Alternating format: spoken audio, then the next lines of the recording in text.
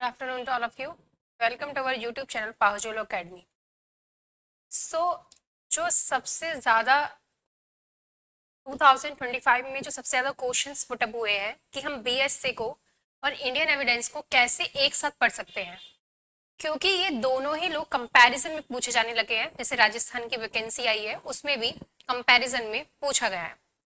तो बीएससी और Indian evidence act में दोनों में ज़्यादा चेंजेस नहीं हुए हैं। चेंजेस हुए हैं फॉर ओनली सेक्शंस में।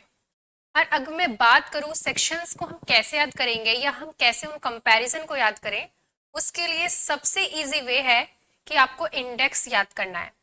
इंडेक्स के बेस पे ही आप बीएसए और इंडियन एविडेंस एक्ट का कंपैरिजन कर पाएंगे। और सबसे इंपॉर्टेंट सेक्शन 3 से लेके और सेक्शन 15 तक जो एडमिशन की बात करता है, वहां तक सिर्फ दो सेक्शंस की चेंजेस हैं। जो इंडियन एविडेंस एक्ट में सेम ट्रांजैक्शन सेक्शन 6 में था, वही बीएससी में सेक्शन 4 में है। सिर्फ इतना ही चेंजेस है।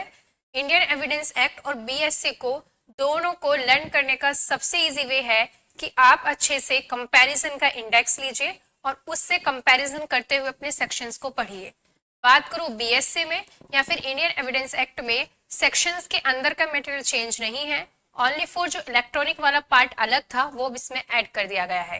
जो सेक्शन पहले 6 में था इंडियन एविडेंस एक्ट में, वो सेक्शन 4 में है।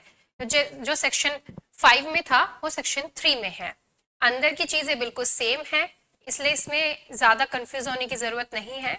हमें दोनों को कंपैरिजन करते हुए पढ़ना है और दोनों को कंपैरिजन करते हुए ही अपने सिलेबस को कंप्लीट करना है। Thank you.